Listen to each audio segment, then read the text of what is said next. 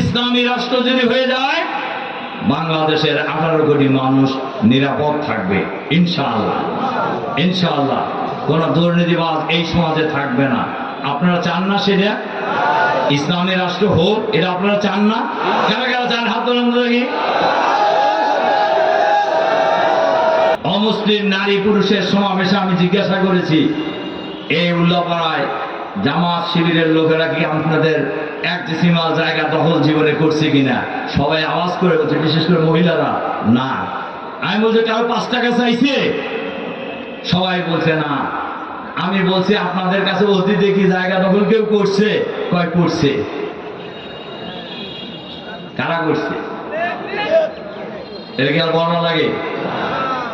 যারা জামাতকে ব্যবহার করেছে, জামাতের এই নামটা, নিজেরা মন্দির ভাঙ্গা জামাতকে দায়ী করে করছে না? আমি তাদেরকে বলছি ভাই দখলের কামটাও তারাই করছে আপনাদের জায়গা জমি। ইসলামী রাষ্ট্র যদি হয়ে যায় বাংলাদেশের 18 কোটি মানুষ নিরাপদ থাকবে ইনশাআল্লাহ। ইনশাআল্লাহ কোন দুর্নীতিবাজ এই সমাজে থাকবে না। আপনারা চান না সেটা? ইসলামী রাষ্ট্র হোক, এটা আপনারা চান না? কারা কারা চান হাত তোলেন দেখি। হ্যাঁ, হাত নামান, হাত নামান, চলে বন্ধ করেন। ইসলামী রাষ্ট্র হলে কথাটা শুনে যান ভালো করে। ইসলামী রাষ্ট্র হইলে খালি জামাতের লোকের লাভ না, সবার লাভ। দল মত নির্বিশেষে, জাতি বর্ণ নির্বিশেষে সকলের লাভ ইসলামী রাষ্ট্র হলে। সাংবাদিকের লাভ। এই ফ্যাসিবাদ বিরোধী আন্দোলনে অনেক সাংবাদিক নিহত হয়েছে, অনেক সাংবাদিক নির্যাতিত হয়েছে। আমরা শুধু বলবো আপনারা সঠিক কথাটা লিখবেন, কালোকে কালো সাদাকে সাদা বলা শিখুন। দেখবেন সমাজের অনেক সমস্যার সমাধান হয়ে যাবে। আমার প্রশ্ন, আজকেও আমাকে প্রশ্ন করছেন, একটা লম্বা প্রশ্ন লিখে দিছে যে জামাত যদি ক্ষমতায় যায়, ইসলামী রাষ্ট্র যদি হয়, তাহলে অমুসলিমদের কি হবে? আবার এরকম দেখায়, বোঝেন নাকি? এরকম মানে কি বোঝেন তো? আমরা বলি ইসলামী রাষ্ট্র হলে সবচাইতে সুবিধা পাবে অমুসলিমরা। অমুসলিমরা সবচাইতে নিরাপদ থাকবে। অমুসলিম একজন নাগরিক হিসাবে তারা সকল অধিকার পাবে। আমরা বলি বাংলাদেশে কোনো সংখ্যালঘু নেই।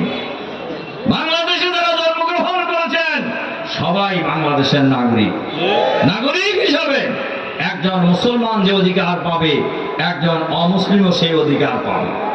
একজন অমুসলিম একজন মুসলমান যেমন তার ধর্মীয় অধিকার পালন করবে, একজন অমুসলিমও তার সকল ধর্মীয় অধিকার পালন করবে। আমরা বলি 5ই আগস্টের পর বাংলাদেশের অমুসলিমদের মন্দির, ব্যবসা প্রতিষ্ঠান বা বাড়িঘরের পাহারা দিয়েছে জামাত শিবিরের লোকেরা। ইসলামী রাষ্ট্র হয়ে গেলে আর কোন দলের পাহারার প্রয়োজন হবে না। ইসলামী সরকার তাদের জান, মাল, ইজ্জত, আবরুর নিরাপত্তা নিশ্চিত করবে ইনশাআল্লাহ। প্রশ্ন করেছেন একজন অমুসলিম ভাই, সেটার মধ্যে এটাও আছে, ইসলামী রাষ্ট্র হয়ে গেলে অমুসলিমদেরকে জিজিয়া দিতে হবে কিনা? আমি বলছি না, এজন্যই দিতে হবে না।